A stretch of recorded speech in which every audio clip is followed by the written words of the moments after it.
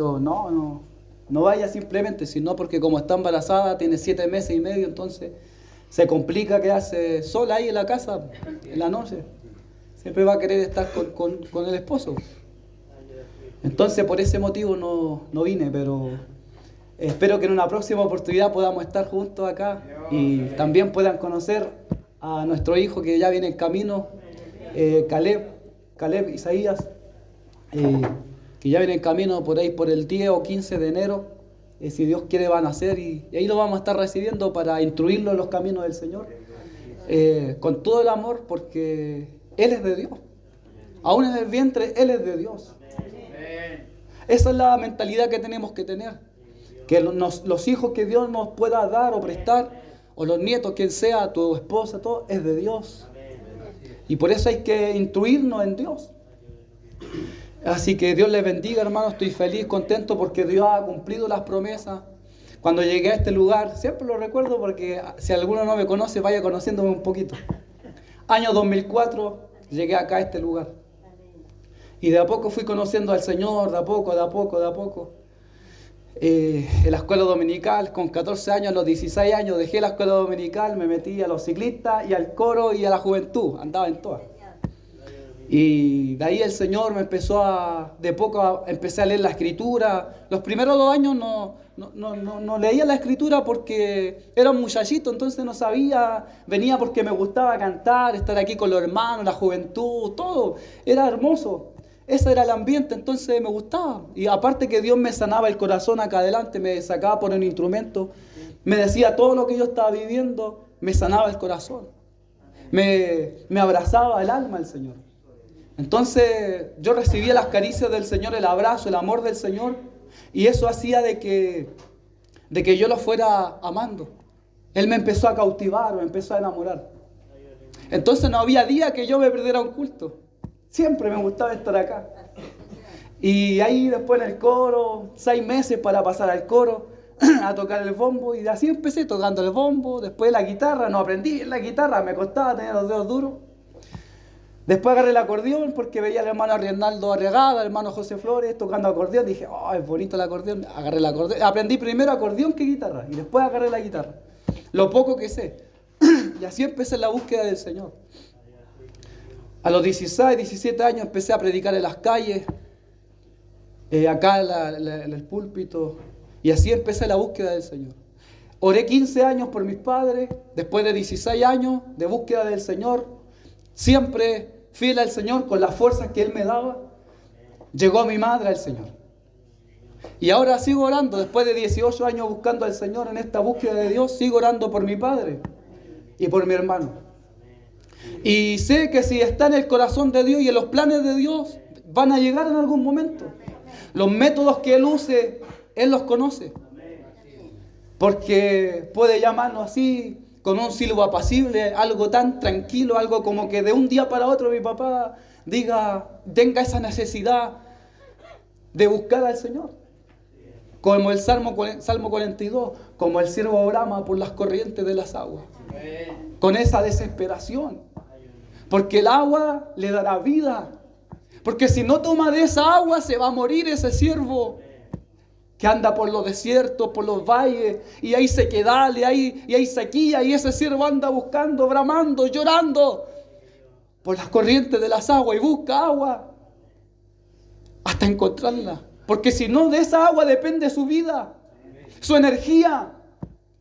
Entonces, si en un momento como ese mi padre siente esa necesidad, vuelve en sí, y volviendo en sí como el hijo pródigo, va a decir: en la casa de mi padre hay abundancia de pan y yo aquí perezco de hambre.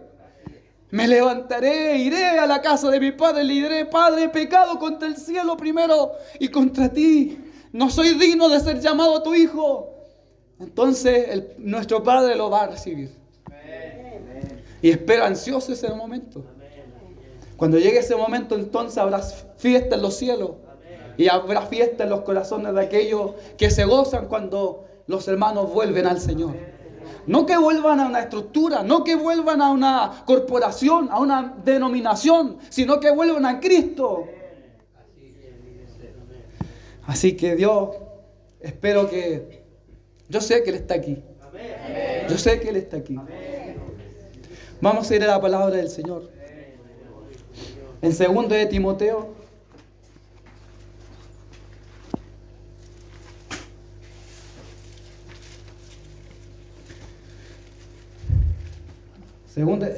me agradó porque cuando empezó el hermano a cantar las alabanzas, bueno, de cuando llegué, una de las letras de las alabanzas era de que el Señor había resucitado, que el Señor venía a buscar a su iglesia. ¿Y cuántos creen que eso es así? Amén. Dios viene a buscar a su iglesia. Pero mientras el Señor aún no venga, tiene que acontecer cosas en nuestra vida. Y una de esas cosas es que tendremos que, tal vez, si es que el Señor no viene por su iglesia en general, tendremos que morir. ¿Amén o no? Amén. Tendremos que morir. Si es que el Señor no viene antes, llegará el tiempo que nos toque morir. Ya sea por una enfermedad, un accidente, comiendo un generoso asado y un pedazo de carne se te queda aquí y no te logren dar los primeros auxilios y el único consuelo es que te moriste con la panza llena. 2 de Timoteo, capítulo 1. Vamos, hermano, anímese esta noche. Mire que el gozo no depende de la cantidad de gente. El gozo depende de cuando el Señor está presente. Amén. Y Él está aquí. 2 de Timoteo, capítulo 1, del verso 8 al 12, le vamos a dar lectura. 2 de Timoteo, capítulo 1, del verso 8 al 12. Le damos lectura en el nombre de nuestro Señor Jesucristo. Amén. Y dice así la palabra del Señor. Por tanto, no te avergüences de dar testimonio de nuestro Señor, ni de mí, preso suyo, sino participa de las aflicciones por el Evangelio según el poder de Dios, quien nos salvó y llamó con llamamiento santo, no conforme a nuestras obras, sino según el propósito suyo y la gracia que nos fue dada en Cristo Jesús antes de los tiempos de los siglos, pero que ahora ha sido manifestada por la aparición de nuestro Salvador Jesucristo, el cual quitó la muerte y sacó a luz la vida y la inmortalidad por el Evangelio, del cual yo fui constituido predicador, apóstol y maestro de los gentiles, por lo cual asimismo padezco esto, pero no me avergüenzo, porque yo sé a quién he creído, y estoy seguro que es poderoso para guardar mi depósito para aquel día. Amén. Palabra del Señor. Demos honra al Señor. Gloria a Dios y gloria a Dios para siempre. Bien, amados hermanos, tomen sus asientos. Si algún hermano de buena voluntad me puede traer agüita, se lo agradecería. Ahí viene uno. Gracias, hermano. Bien, amados hermanos, nos encontramos con una palabra, la cual de pronto el apóstol Pedro, ¿cierto? No el apóstol Pablo el que escribió esta carta a Timoteo, sino el apóstol Pedro. Bueno, ustedes conocen quién fue el apóstol Pedro. Ya, él en sus cartas, en una oportunidad, él se acuerda del apóstol Pablo. Cuando el apóstol Pedro les escribe a los hermanos en su carta, dice que el apóstol Pablo, en sus escritos, hay algunas cosas difíciles de entender y de comprender. ¿Por qué? Porque el apóstol Pablo, el cual hemos leído aquí la carta de él, a Timoteo, esta carta fue dirigida al pastor de la iglesia, a Timoteo específicamente, pero las cartas en aquellos tiempos se leían congregacionalmente. O sea, un diácono o un anciano de la iglesia, o tal vez el mismo Timoteo, se paraba delante de su congregación y leía la carta que el apóstol le enviaba, muchas veces desde la cárcel. Entonces, amados hermanos, nos damos cuenta cómo el apóstol Pedro dice, nuestro hermano Pablo, dice el apóstol Pablo, nuestro hermano Pablo, en muchos de sus escritos, muchas cosas de las que él escribe son difíciles de comprender, de entender. Y los indoctos y los inconstantes tuercen esas escrituras que el apóstol Pablo escribe a los hermanos. las enseñanzas. ¿Por qué? Porque el apóstol Pablo era un hombre, así si lo pudiéramos decir a los chilenos, era capo en las escrituras. Era un hombre que se las sabía todas. ¿Por qué? Porque era ciudadano romano. Era un hombre que había estudiado en las mejores universidades de su tiempo. Un hombre que estudió a los pies de un maestro de Israel. Gran maestro, reconocido, de renombre. Era muy conocido, el mejor de los teólogos de su tiempo, Gamaliel. Entonces el apóstol Pablo no era cualquier hombre. No era, como podríamos llamarlo en este tiempo, un predicador del montón, como tal vez somos muchos de nosotros. Yo igual me considero bien del montón, en el sentido de que no he estudiado teología, tampoco tengo grandes conocimientos, profundos conocimientos de la Escritura. Por lo mismo me considero así como del montón, en ese sentido. Pero el apóstol Pablo no era del montón. El apóstol Pablo era un hombre que sabía lo que escribía. Aparte, ustedes saben, en el capítulo 9 del libro de los Hechos, el Señor Jesucristo le aparece cuando él era Saulo. Él se llamaba Saulo, era de Tarso, de la ciudad de Tarso, o del pueblo, la ciudad de Tarso. Entonces él iba en busca de los cristianos para encerrarlos en las cárceles, para azotarlos, ojalá darle muerte a aquellos cristianos. Y el Señor Jesucristo, mientras él iba camino a la ciudad o al pueblo de Damasco, se llamaba Damasco, él iba camino allá junto a sus hombres, y dice que le rodeó un resplandor de gloria que lo dejó ciego al instante y lo tiró a tierra. Hay una alabanza que dice: ciego cayó del caballo, dice, cuando del cielo escuchó una voz que le decía a Saulo, porque no sabemos bien si es que iba a caballo, en camello, como había en esos tiempos. Esos eran los métodos de transporte terrestre. O a lo mejor iban a pie, pues no lo sabemos. Lo único que sabemos, la alabanza dice: ciego cayó del caballo. La alabanza dice así. Pero la Escritura dice que iban camino hacia Damasco. No especifica si iban, ¿cierto?, en caballo o en camello o en algún otro animal, o en un asno, como dice el hermano, o en algún otro medio de transporte. Pero dice sí que él, cayendo a tierra, queda ciego por el resplandor de gloria que le rodeó, y que esa voz le habló fuerte y claro y le dice: Saulo, Saulo, ¿por qué me persigues? La gran pregunta. Y él le respondió, dice que él temblando, espantado por hermano. Si no era cualquiera el que le estaba hablando, era el Rey de Reyes y Señor de Señores. Espantado y temblando, como ver, no sé, un fantasma. Él respondió a esa voz que le dijo: ¿quién eres? O sea, Saulo, Saulo, ¿por qué me persigues? Y él le dice: ¿quién eres, Señor? Y reconoce la autoridad que había de esa voz, esa autoridad, esa voz tronante que le habló. ¿Por qué me persigue? Y él le dice: ¿quién eres, Señor? Reconoció una autoridad superior a él. Y esa autoridad superior, el Señor Jesucristo, estamos recordando en este momento, Hechos capítulo 9, la conversión de Saulo. Le dice: yo soy Jesús, a quien tú persigues. Dura cosa te dar golpes contra el aguijón. La Escritura aquí dice coces contra el aguijón, pero coces significa golpe. Dura cosa te dar golpes contra un aguijón. Vas a salir perdiendo. Intenta usted darse golpes contra el aguijón, no sé, de una avispa, de un escorpión, el aguijón, a mano pelada. A ver, intente darse golpe. A ver, ¿quién va a salir perdiendo? ¿Usted o el escorpión? ¿O usted o la abeja? Usted va a salir perdiendo. En otras palabras, eso le quiso decir Jesús a Saulo de Tarso. Dura cosa te da golpes contra el aguijón.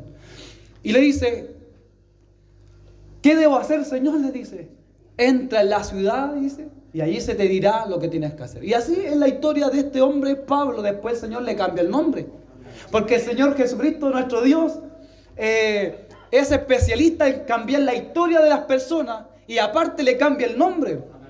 A Jacob le cambió el nombre y le puso Israel. ¿Ve? Así a varios hombres le cambia. A Pedro, él se llamaba Simón, el que tenía por sobrenombre Pedro. Entonces a varios el Señor le cambia el nombre, le cambia la historia, porque el Señor los veía con sus ojos y veía la personalidad que en Cristo ellos iban a tener. Entonces le cambiaba el nombre. Y aquí, lo que acabamos de leer, Dice, por tanto, el apóstol Pablo a Timoteo, por tanto, no te avergüences de dar testimonio de nuestro Señor, ni de mí, preso suyo, porque el apóstol Pablo, muchas de sus cartas las escribía estando en la cárcel. No te avergüences, sino participa de las aflicciones por el Evangelio según el poder de Dios. ¿Ve? Participa de las aflicciones. En el tiempo del apóstol Pablo, los hombres eran perseguidos, los cristianos. Ustedes saben eso. Eran perseguidos, eran encarcelados. Pedro y Juan encarcelados. Jacobo le cortaron la cabeza. Y así a Esteban dio su primera predicación al aire libre delante de los judíos. ¿Qué hicieron con él? Le tiraron piedra, lo mataron. Pero él logró ver al Señor, dice. Veo al Señor sentado en su trono. Mira, en su primera era debut y despedida del diácono Esteban. Y uno pudiera decir, oye, pero es tan corto el ministerio de Esteban. Debut y despedida. Una sola vez le predicó y murió después. ¿Por qué? Porque le tiraron piedra y murió.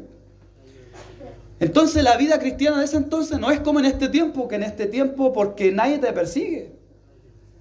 Nadie te persigue por tu fe.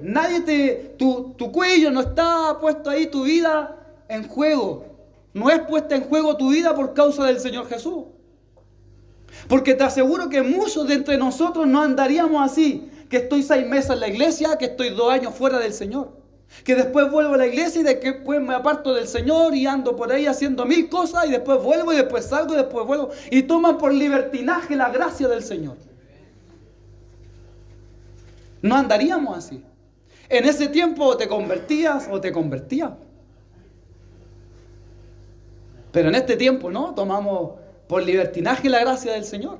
En este tiempo ser cristiano cualquiera dice hasta... ¿Cómo se llama este? Se llamaba este. Hugo Chávez en una oportunidad. No, yo soy cristiano en una entrevista. Yo soy cristiano, yo soy de adentro. No, ¿qué cristiano era? Entonces hasta el diablo se viste como ángel de luz, dice la Escritura.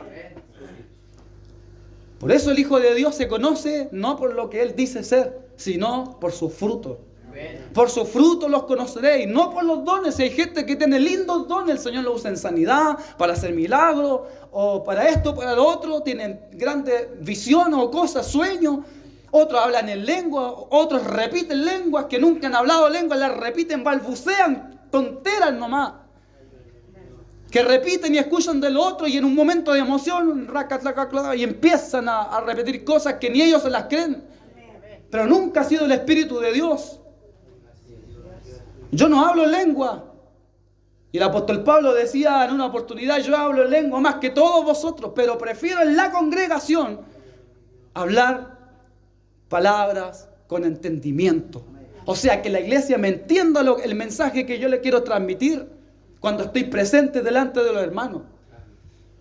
Y el apóstol Pablo, mire, con la humildad que lo caracterizaba, yo hablo en lengua más que todos vosotros. Ahí le puso la pata encima a todos los de Corinto, ¿no? Que eran todos espirituales. Y él les dice esto así, como él era el apóstol, ¿ves? De los gentiles, dice. Apóstol y maestro de los gentiles. Y les dice, yo hablo lengua más que todos vosotros. Entonces el apóstol Pablo dice, pero prefiero hablar, dice, una palabra, dice, con entendimiento, que ustedes me entiendan lo que estoy hablando. Que 1000 palabras en otra lengua extraña, que su entendimiento de ustedes va a quedar nulo. Después dice, sufre aflicciones, dice, participa de las aflicciones, Timoteo. Después, ¿qué le quise decir? Después sigue diciendo, según el poder de Dios, quien nos salvó. Aquí deja algo claro el apóstol, ¿quién nos salvó? No quien tal vez nos salvó. No que tal vez su sacrificio nos salvó. Él puso el 50%, como dicen algunos, y yo pongo el otro 50%. Eso, mi querido amigo, hermano, hermana, se llama obras. Si uno le dice, yo pongo, hay gente que dice así cuando predica, cuando enseña. Dios pone el 50 y usted pone el otro 50. No, aquí no se trata de eso. Para lo que es concerniente a la salvación, Dios puso el 100%. Sí, Sí, para que nadie se gloríe.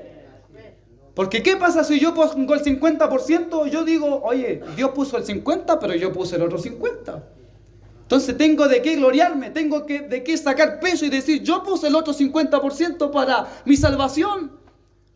No por obra, para que nadie se gloríe, dice este apóstol Pablo. Y usted puede decir, pero yo le acepté. Mentira. Fuimos aceptos en el amado, dice el mismo apóstol Pablo en otra carta. Fuimos nosotros aceptados en el amado, en Jesucristo. Dios fue quien te aceptó a ti. Dios fue quien te llamó a ti con llamamiento santo, como lo leíamos recién. ¿Qué hiciste tú? ¿Qué hice yo? San Juan, capítulo 1. Mas a todos los que le recibieron, muy diferente a aceptarlo. Él nos aceptó a nosotros. Cuando la luz vino a nosotros, nosotros le recibimos. Pero no le aceptamos. Él nos aceptó a nosotros. Son detalles pequeños, pero que cuando usted los logra entender, usted va a decir, entonces, gracias, Señor. Porque no fui yo quien te acepté a ti, no fui yo quien te buscó. Libro de Romanos, capítulo 1, capítulo 2, la culpabilidad del hombre. Cuando empieza a decir que no hay justo ni aun uno, no hay quien entienda, no hay quien busque a Dios. Todos se desviaron, cada cual por su propio camino. No hay justo, no hay quien haga lo bueno, no hay ni siquiera uno. Entonces todos quedamos bajo la ira y la condenación de Dios por pecadores, por gente que no quiso buscar a Dios. Fue Él quien dejó las 99 y fue por ti y fue por mí. Entonces lo que sigue diciendo más abajo, me le dice, sino según el propósito suyo, ¿ve? No conforme a nuestras obras, ¿ve? Que no es por obras, sino según el propósito suyo del Señor. Y la gracia que nos fue dada, gracia, regalo inmerecido, un regalo que nos fue dado que era inmerecido. En Cristo Jesús antes de los tiempos de los siglos, pero que ahora ha sido manifestada por la aparición de nuestro Salvador Jesucristo, ¿ve? El cual quitó la muerte y sacó a luz la vida y la inmortalidad por el Evangelio. Y aquí me quiero detener un poco.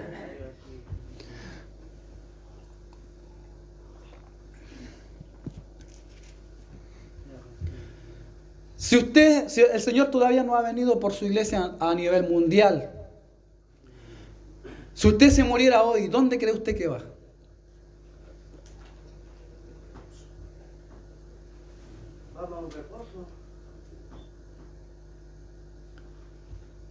Tenemos que leer la Escritura, ¿cierto? Y la vamos a leer y le voy a dar algunos. Son poquitos versículos que vamos a ver hay muchos más, pero yo busqué unos versículos para ver.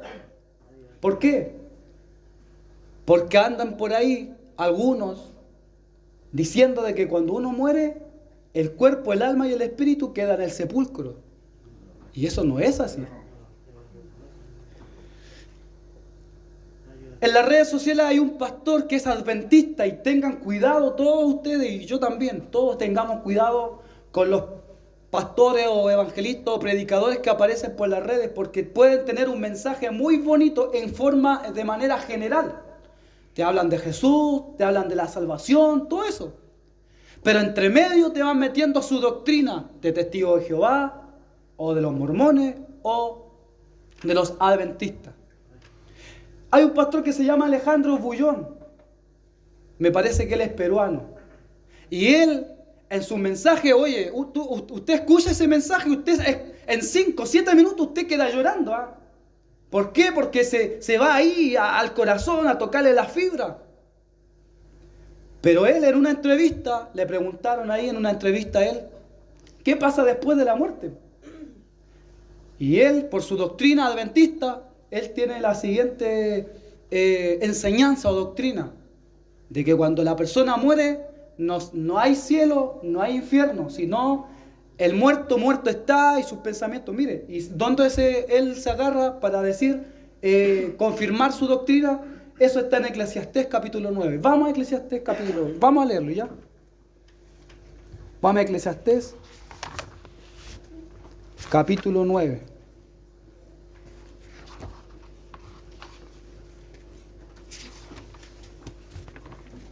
Voy a ocupar esta misma Biblia que tengo acá.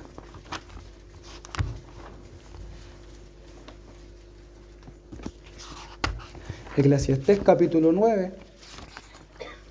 La Biblia, amados hermanos, hay que leerla siempre con sus contextos. ¿Por qué? Porque si usted lee un versículo, puede decir algo ese versículo. Pero usted tiene que leer un poquito para atrás lo que dice y un poquito para adelante. Porque si usted se queda con eso que dice ahí solamente, usted puede interpretar mal ese pasaje tan cortito. ¿Me entiende? Es como si a usted le envían una carta de amor, su esposo, su esposa, su amado, su novia, quien sea. Y usted lee solamente algo que subrayó él ahí. Pero todo lo demás usted no lo lee y se queda con ese pedacito, una pura línea. Usted no va a saber qué le escribió para atrás y qué le escribió para adelante, el contexto de lo que le escribió. Entonces hay que leer siempre, ojalá, el capítulo entero para uno comprender. Mire lo que dice Eclesiastés capítulo 9. Vamos a leer un poquito. Dice así: ciertamente he dado mi corazón a todas estas cosas. ¿Quién es el que escribió Eclesiastés? El rey Salomón. Ya, el rey Salomón. Ustedes ya saben que el rey Salomón le pidió al Señor, ¿qué cosa? Sabiduría. ¿Para qué? Para gobernar un pueblo. Y el Señor le dijo: por cuanto tú no pediste ni riqueza, ni honra, ni esas cosas, yo te voy a añadirte a tu periodo de reinado riqueza y honra porque me pediste algo bueno, pues sabiduría. Así que le añadió las cosas que él no pidió, él se las dio también. Ya, le dio sabiduría. De hecho, ustedes han escuchado muchas veces en distintas predicaciones, o tal vez lo han leído, cuando venían con casos extremos delante del rey Salomón y él, con la sabiduría que tenía, lograba deducir los casos. Tremenda la sabiduría. Mire, dice: ciertamente he dado, aquí está hablando Salomón, ciertamente he dado mi corazón a todas estas cosas para declarar todo esto, que los justos y los sabios y sus obras están en la mano de Dios, que sea amor o que sea odio, no lo saben los hombres, todo está delante de ellos. Todo acontece de la misma manera a todos. Un mismo suceso ocurre al justo y al impío, al bueno, al limpio y al no limpio, al que sacrifica y al que no sacrifica, como al bueno, así al que peca, al que jura, como al que teme el juramento. Este mal hay entre todos los que se hace debajo del sol. Vaya escuchando esa parte de lo que se hace debajo del sol, ¿ya? Que un mismo suceso acontece a todos, y también que el corazón de los hijos de los hombres está lleno de mal y de insensatez en su corazón durante su vida, y después de esto se van a los muertos. Aún hay esperanza para todo aquel que está entre los vivos, porque mejor es perro vivo que león muerto.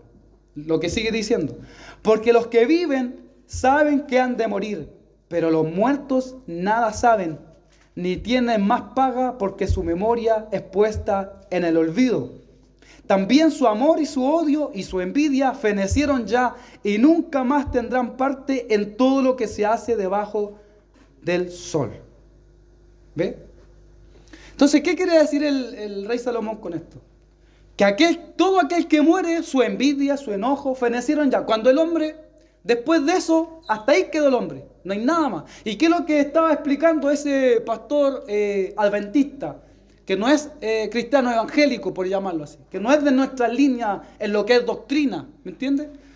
Él decía de que no hay un infierno donde la persona va a parar y tampoco va al cielo, sino que la persona espera el día final de la resurrección y que ahí va a irse al encuentro con el Señor. Pero la Escritura dice otra cosa. Él leyó acá esto donde dice: porque los que viven saben que han de morir, pero los muertos nada saben. Los muertos nada saben, dice él, ¿ve? O sea, cuando te mueres, te vas al sepulcro, cuerpo, alma y espíritu, y punto. Ya. Ahora vamos, nosotros ahora a Lucas capítulo 16. El rey Salomón, amados hermanos, tenía una sabiduría tremenda, pero su sabiduría estaba limitada a todo lo que estaba debajo del sol, porque él se dedicó a indagar, a mirar, a observar, por mucho tiempo. No es que un día nomás se puso a mirar y ahí se puso a escribir, no. Semanas, meses, años, a pensar con la sabiduría que Dios le daba a mirar el sol, lo que había debajo del sol, la vida, cómo el hombre nacía, crecía, moría, después el trabajo, el cansancio y el trabajo. Y él escribió todas esas cosas. Hay tiempo de nacer, tiempo de morir. Empieza a escribir en Eclesiastés, ¿cierto? Pero su sabiduría estaba limitada, no llegaba más allá. Ahora lo vamos a Lucas capítulo 16. Lucas capítulo 16.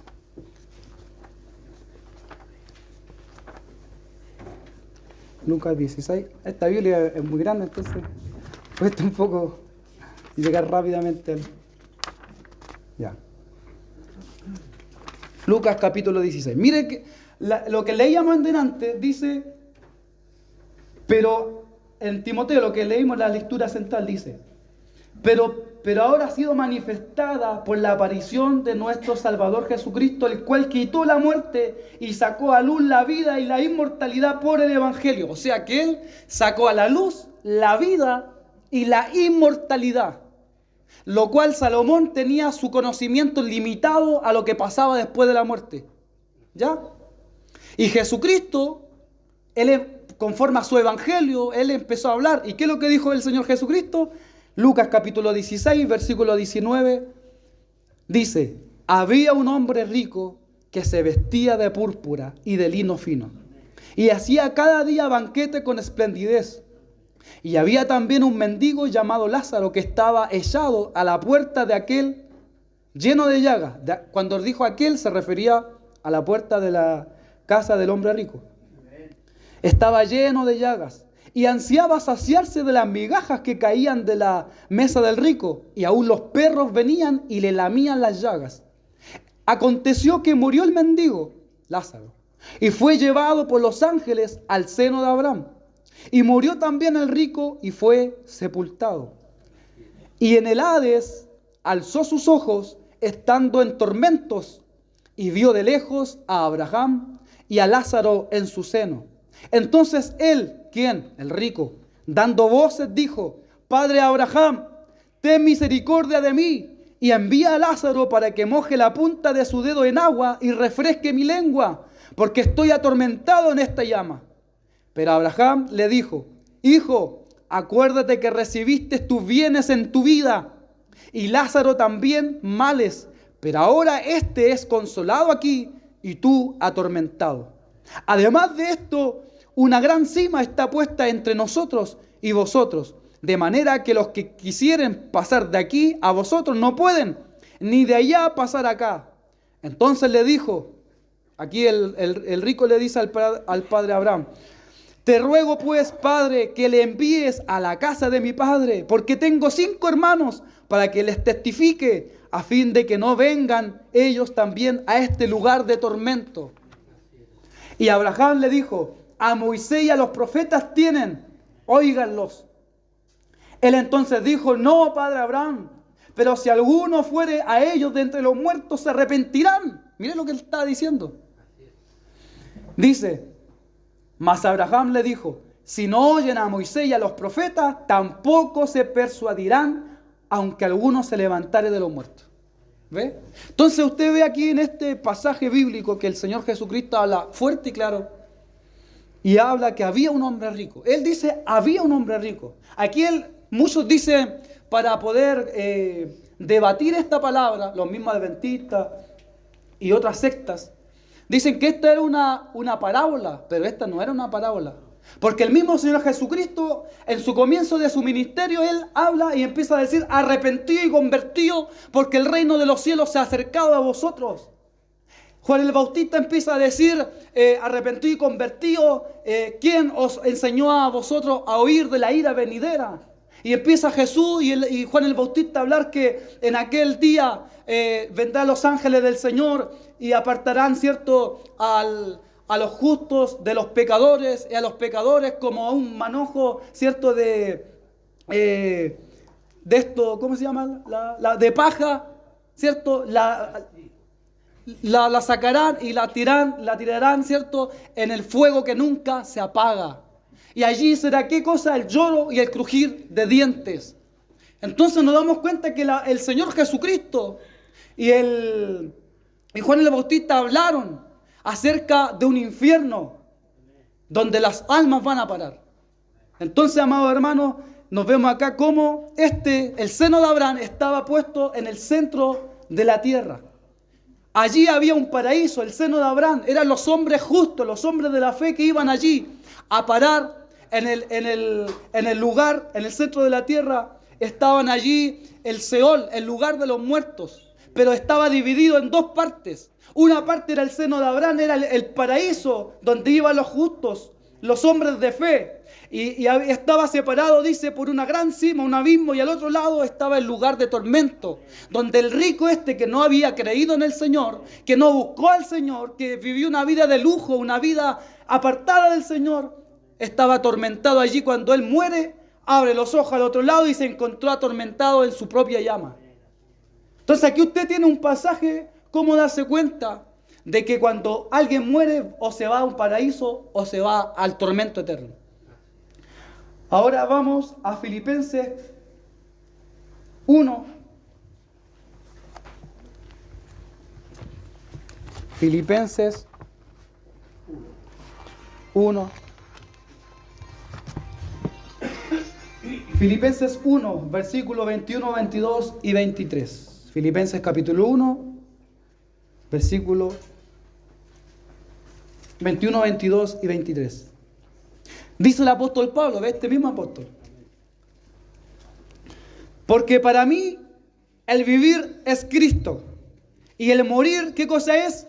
Ganancia. ¿Ve? El apóstol aquí tiene una seguridad tremenda. Mas si el vivir en la carne resulta para mí en beneficio de la obra, no sé entonces qué escoger, dice el apóstol. Verso 23.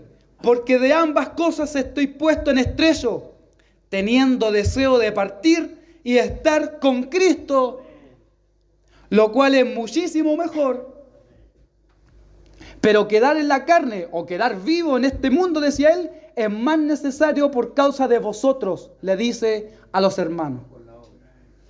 Y confiado en esto, sé que quedaré, que aún permaneceré con todos vosotros para vuestro provecho y gozo de la fe.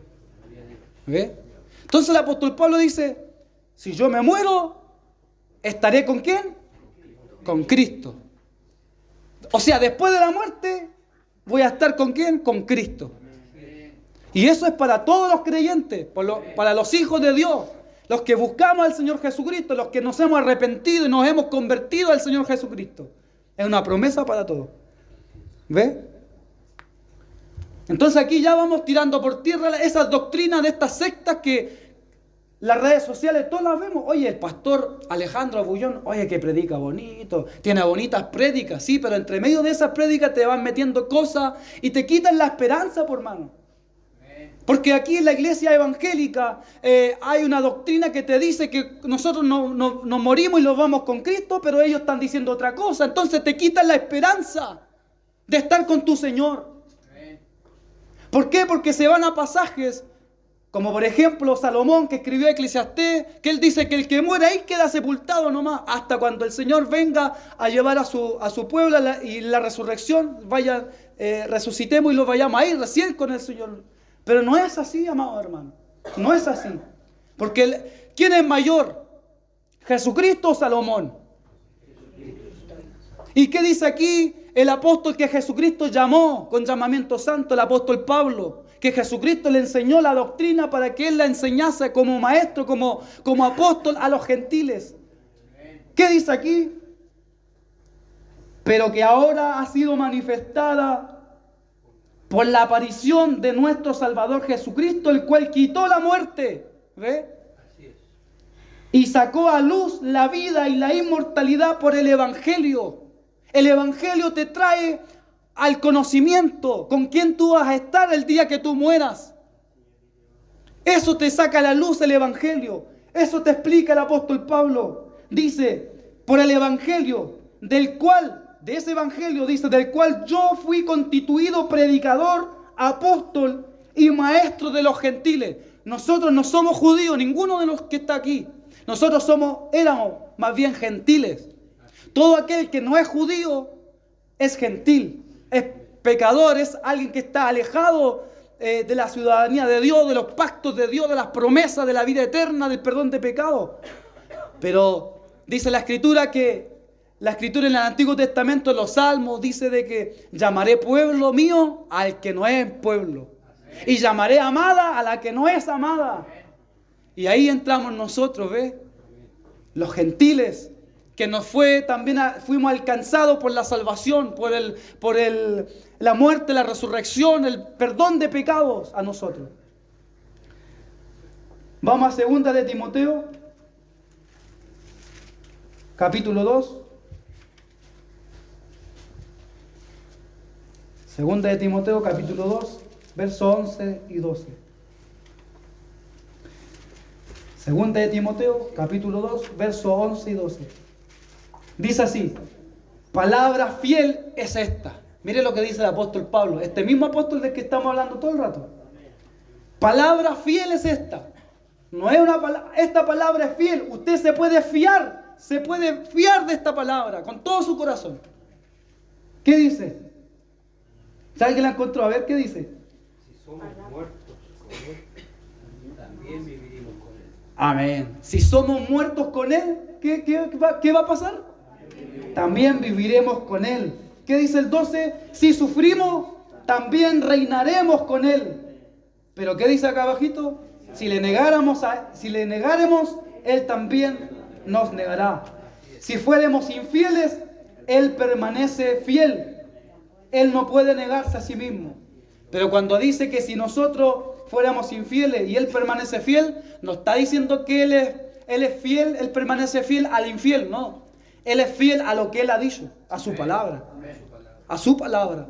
Voy pues a preparar morada para donde yo estoy, vosotros también estéis.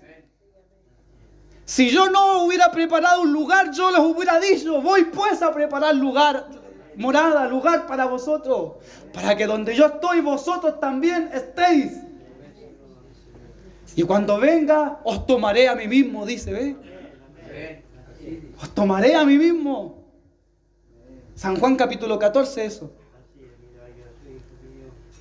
Entonces con estos pasajes uno puede ir viendo, amado hermano, que cuando usted muera derechito con el Señor, nada de cosas raras aquí, extrañas, a un lugar como los católicos, igual que las personas van a un lugar, ¿cómo que se llama, hermano? A un purgatorio, a un lugar que tenéis que pagar plata al sacerdote para que te saquen de ahí. Miren la estupidez, hermano. Miren. ¿Y cómo dice el himno? Me redimió, mas no con plata, y me compró el Salvador, con oro no más con su sangre, grande precio de su amor. ¿Veo no?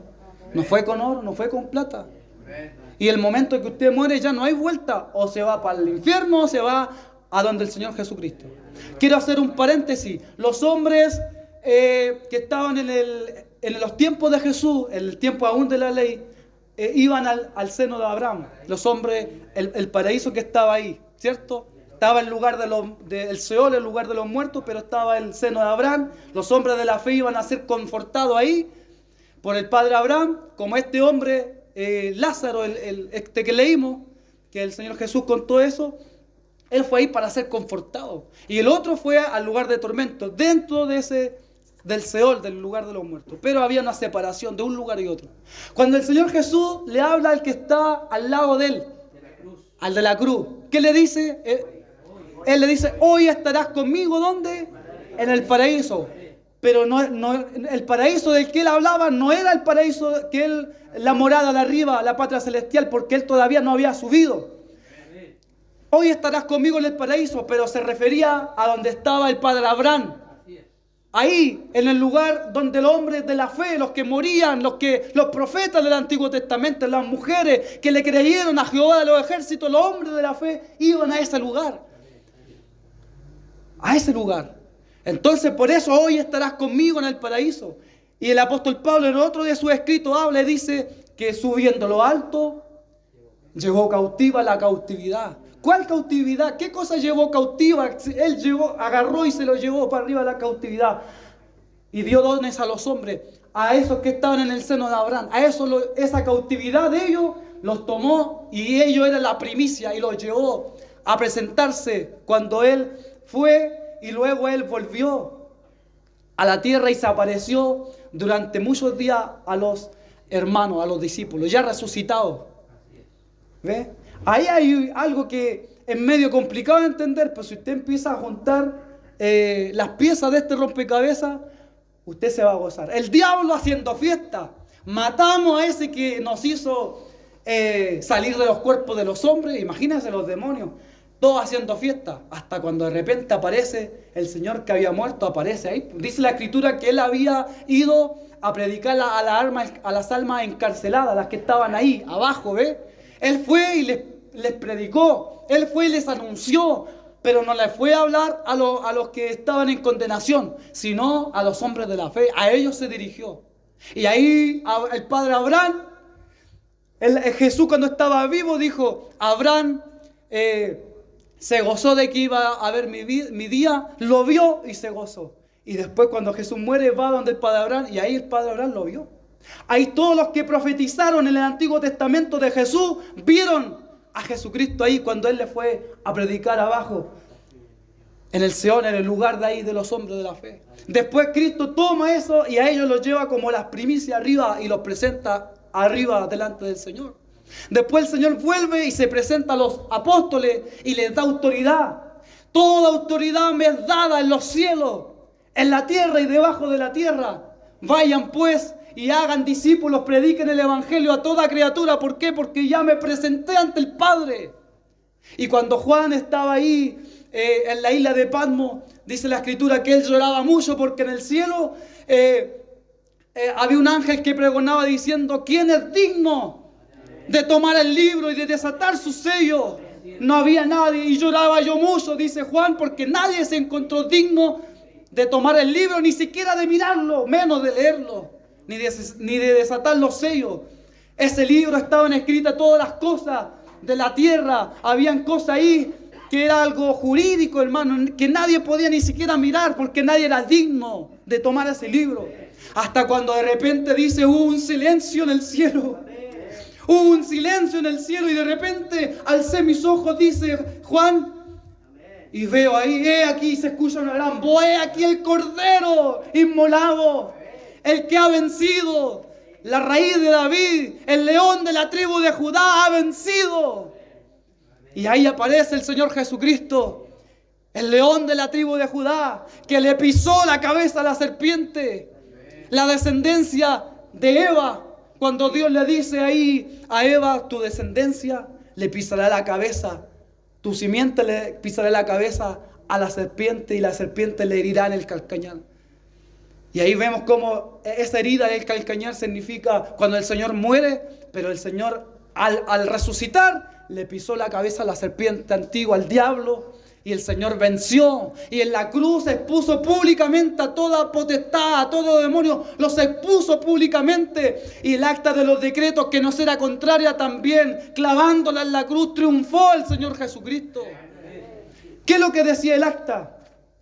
Aquí está, imagínense, aquí todo lo que está escrito. El acta decía, el hermano Juanito, este día pecó, este día adulteró, este día desobedeció a sus padres, este día deseó a la mujer de su prójimo, el hermano Juanito este día robó y tomó lo que no era de él, robó, el hermano Juanito ha traspasado, ha hecho pedazos los mandamientos de Dios, por cuanto el hermano Juanito es culpable de juicio y nadie lo puede sacar de aquí. El acta de los decretos, de los mandamientos, que nos era contraria. Te acusaba esa acta, te acusaba. Cuando al hombre que cae a la cárcel, ¿qué es lo que le ponen ahí? En una ficha, su acta. Le ponen un acta con todos sus delitos, con todas las cosas malas que ha hecho. Ahí hay un acta, hay un prontuario. Y eso lo condena. Pero dice que él clavando el acta de los decretos que nos era contraria, ¿qué hizo el Señor? Borró con su sangre todo y nos justificó. Nos justificó y dejó el acta blanca. Y Apocalipsis dice, el que esté limpio, límpiese más. Gloria a Dios, hermano. Gloria a Dios. ¿Ve? Esta palabra no es de llenura del Espíritu, de ni milagro, ni que tiro a la gente para atrás. No es una palabra que sea tan, ¿cómo decirlo? No sé, una palabra que saca aplauso. ¿Ve? Pero es una palabra que en el tiempo a alguien le va a servir. A alguien le va a servir. Segunda Timoteo 4 y terminamos ya. Segunda Timoteo capítulo 4, verso 28. No sé si alguien me la puede leer. Segunda de Timoteo capítulo 4, verso 18. Sí. Amén. Amén. Dice, y el Señor me librará de toda obra mala y me preservará para su reino celestial. A Él sea gloria por los siglos de los siglos. Amén. Amén. Y el Señor me librará de toda obra mala, dice el apóstol. Y me preservará para su reino celestial. ¿Ve?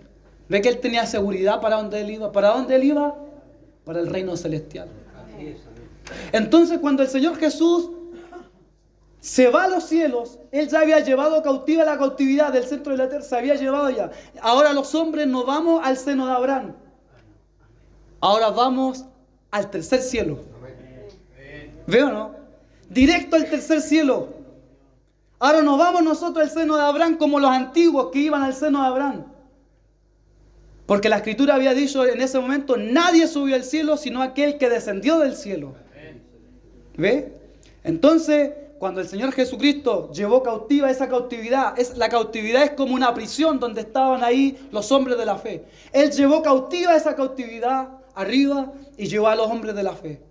Luego Él viene, ¿cierto? Se presenta durante 40 días, me parece, ¿sí? 40 días a sus discípulos, a diferentes personas. Él se aparece y desaparece, mostrándole su costado, mostrando las manos, los pies. A Tomás, ¿cierto? Tomás se le aparece y le dice, Tomás, ven para acá, mete tu mano aquí, tu dedo en mi costado. Y Tomás, mirando, no tuvo ni para qué tocar, se arrodilló delante de él y le dice, Señor mío y Dios mío. Y él le dice, ¿ahora crees? Bienaventurados los que no vieron o los que no han visto y han creído. ¿Ve? Entonces, hermanos míos, que nadie nos engañe con filosofía o porque interpretan la Escritura de mala manera. Que nadie le diga a usted que usted va a ir a un lugar, no sé, porque los inventos que hacen. Primero usted vea, pregunte a hermanos o hermanas que usted piense que pueden tener más luz de la palabra, y si no, ellos van a buscar. Van a buscar, se van a cerciorar. Hay que leer la Escritura, no solamente que abro la Biblia con los ojos cerrados, la abro y donde se me clavaron los ojos ahí y no tengo el entendimiento del contexto, hermano. Si eso es lo que es la Biblia, hay que leerlo, hermano, con su contexto. Porque si uno no lo lee con su contexto, usted va a ir aprendiendo mal. Y la idea es que nos vayamos edificando el uno al otro con el contexto de la palabra. ¿Amén? Así que si morimos hoy día, ¿para dónde nos vamos? Fuerte, hermano. Con Cristo. Derechito a su presencia, amado hermano. Entonces el alma se va con Cristo, el cuerpo a la tierra, al polvo, ¿cierto? El alma se va con Cristo o al infierno. Y el espíritu de vida que tenemos nosotros siempre va a volver a Dios que lo dio. Siempre. Pero es el alma. En el alma están nuestros sentimientos, nuestra voluntad, nuestro carácter, cómo nosotros somos como personas. Ahí está todo en el alma. Entonces siempre el alma es el que está, entre comillas, en juego, ¿cierto? Pero ninguna condenación hay para los que están en Cristo Jesús, los cuales no andan conforme a la carne, a los deseos de la carne, sino del Espíritu. Así que si estamos en Cristo Jesús, usted no tenga miedo, hermano. Usted se va con Cristo. Pero si anda en la carne y piensa usted que está en Cristo, pero anda en la carne, en fornicaciones, leyéndose la suerte con las machis por ahí, haciendo mal por aquí y por allá. Olvídese que va a entrar directo con Cristo, se va a ir derechito para el infierno. Y un día muchos me dirán, Señor, Señor. Y aquel día les declararé, les diré, apartados de mí, hacedores de maldad. Hacedores de maldad. Así que mejor seamos hacedores de lo bueno, del bien, ¿cierto? Para que no escuchemos esas palabras aquel día, porque va a ser terrible, por hermano. Así que Dios de paz les bendiga. Bien, pensé que había sido más tiempo.